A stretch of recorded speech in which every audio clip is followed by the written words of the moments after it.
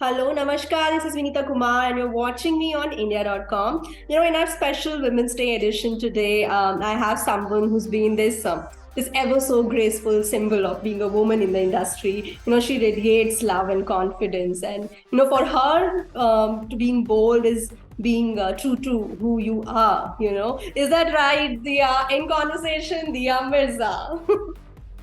Is that right? Thank you, Vinita. That's a very sweet introduction and very generous of you. Yeah, you are absolutely right. I don't know what it is to be bold. I only know what it is to be authentic and true to yourself. And I find that with time and experience, I've discovered that a lot of the conditioning, a lot of the social conditioning for women is driven by fear. And I think one of the best ways to uncondition yourself and to learn to be your most authentic self, you need to recognize those fears. And I think just recognizing fears helps them dissolve, most of them.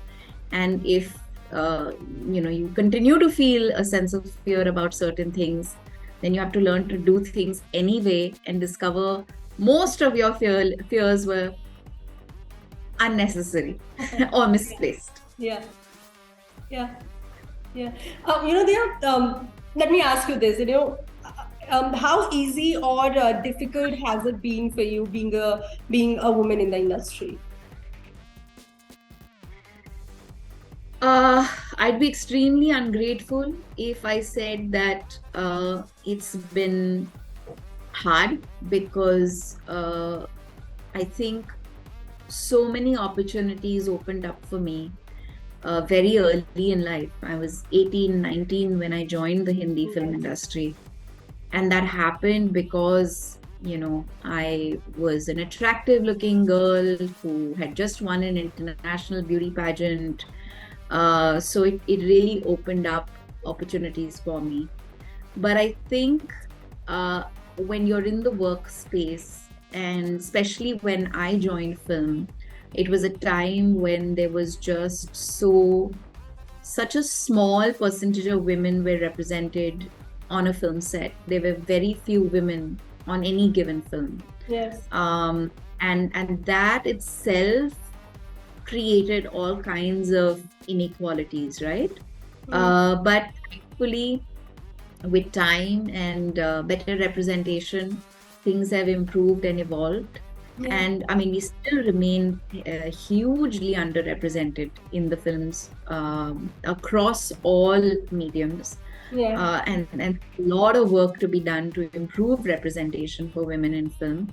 But I feel that whether it is the subject matter, whether it is the way we write stories or the way we craft characters for women, all of that is improved significantly, and I have benefited from that. And I can look back to some of the recent parts I've played in the last decade or so. Yes. And I see a huge shift in the way we're writing parts and the way we're treating women on film and in stories. So while there is still a lot of progress to be made, there's definitely a shift and a change. Yeah.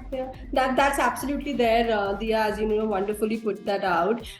Dia, as you said that you have seen this evolving over the time. Your place in the industry and your presence there. There is a lot that you have seen so far. I wanted to understand from you that you did this amazing movie, Rehna Hai Tere Dil Mein, and it just like became a movie of a lifetime, not just for you, of course, and say for Madhavan and for other people associated with it, but for a whole generation, I would say. But do you believe that you specifically were typecast or stereotyped after this? Why I'm asking you this, because it leads me to this question that then do you also believe that women are more stereotyped in the industry than men?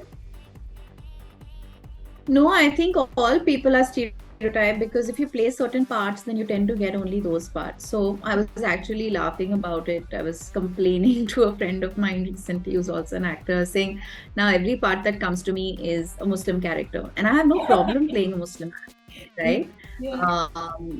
It's I have no biases against such parts, but it's interesting. If you play a certain part and you play it effectively, then more and more people want to see you only in that kind of space, and keep Yes. casting you in that way. It's something that many actors are grappling with. It's a reality that we're all constantly striving to like shed, Mhm. and compel, casting directors or filmmakers to open up their perception a little bit and see that we can play many different things Yeah. if only we're given the opportunity. Mhm. I find that many times I have not been cast in films, or I haven't got, landed a part because of the way I look. And one would think that, oh my God, why would somebody beautiful complain about being beautiful? But it's a problem sometimes. So, it all depends really on um, just how open storytellers are to experimenting and, really kind of exploring the full range that an artist can offer. And very few people are willing to do that with actors, Yeah. men and women. I Yeah. remember another male colleague of mine saying that, once he did this blockbuster film and he played a Muslim part in it, and then after that he only got offered Muslim parts. Yeah. Everybody wanted to see him, but and then sometimes a person plays a police officer in a film, and then they keep getting cast as police officers, and Yeah. somebody gets, cast as a gangster, and then they keep getting gangster roles. So Yeah. it's Yeah. a thing that happens with people, which is Yeah. most unfortunate. Right, right. What have you done then, Dia, to just break out of that shackle then, if you look back to these 23 years here? I have always believed in the pursuit of growth. I think it's so important for us. So, what happens when we're in a part of film is that the process is very insulating, right? You tend to kind of get cocooned and protected by various layers of, the story. So, and also because it's such an immersive experience, you tend to get disconnected from everything else around you and what's happening, the realities of the world that you live in. Yes. So my greatest effort and my most sincere effort in the last 2 decades has been to always stay in touch with reality, keep seeking real life experiences, keep growing as an individual, keep, acquiring more real time experience with real people, because I feel that a large part of what we represent in film is the sum total of what we're becoming as people. Our emotional, response, our physical response, our intuitive response to a part that we play comes from those experiences. And when we equip ourselves with a variety of real life experiences, it makes a huge difference. Yeah. And in fact, I was watching a very interesting interview that Sharmila ji was giving recently for her film Gulmohar. Right. And she spoke about, and she's of course somebody who, did such a diverse Array of kind of cinema. cinema, and Yeah. yeah, area of cinema. And she is somebody I really look up to and respect. And she also speaks about how important it is to keep your humanity alive. And to be able to do that, you need to be an active citizen of the world. You need to be aware of what's happening in your country, what's happening in your world, what's happening with people. Hmm. And your exchange and interaction with real life has to Yeah. be, Yeah. regular. Yeah. So I feel like I don't know if I would have been able to play some of the parts that I've played in the last 5-6 years if it hadn't been for many of the experiences that I've had on the ground with real people and with civil society. Yeah, yeah. But yeah, on all these years, I mean, listening to you is like, it's such an insightful observation about life, and about this wholesomeness of life. I wanted to know from you that while you have come to this place in life where you can talk about being at peace with where you are, but was there any time, any phase in life you feel like I might not belong to this place, like this is not where I want to be? like where you? Oh, many times, Yeah. many times, especially when I was younger. See, because also the industry commodifies you, right? You're treated as a commodity. And when your idea of success or failure is hinged on the box office collection of your films, and some of your films don't do well, Yeah. it can really, act as a huge deterrent to your morale, to your self-esteem.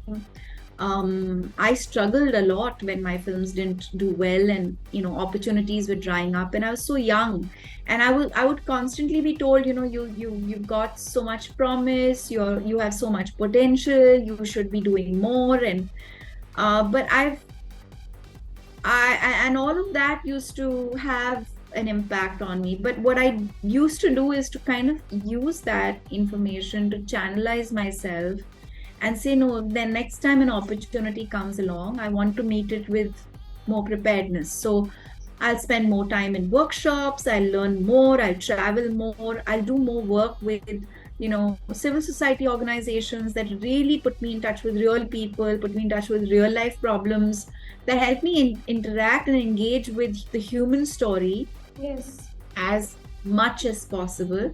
And that hopefully in turn will advance my growth as an artist and help me become more honest to the moment that I'm able to, portray on camera.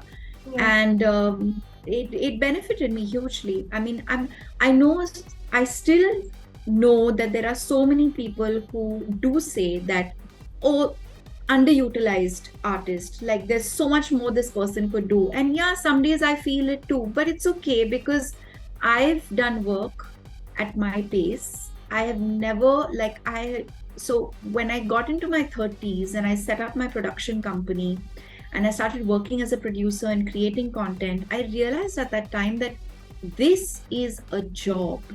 This is not what defines me. This Yeah. is not, this is not my entire being. There is so Yeah. much more to who I am. And so long as I can, define my purpose and work towards that, nothing can unface me. So Yeah. I think it was somewhere along this time when I realized, oh, my purpose is deeper than just being an actor. It Yeah. is, my purpose is, yes, of course, it is about connecting with people and bringing joy and making a difference. But there are so many ways to do that, right? Yeah. And I shouldn't allow the rat race or the commodification of the industry or the constant comparisons or the leveling of the pressure that is leveled on an individual to be a certain way to stop me from growing as a person. So Yeah. I feel like I finally am, in the last 10 years in a place where I am content as an individual. I know what I'm about. If I get the opportunity to deliver to a part, I do it with sincerity. And I hope that, it will connect with people. And when it does, it translates into more opportunities. Sometimes it doesn't, so it doesn't happen, but it's all good. As long as I can keep doing what I love, I'm okay.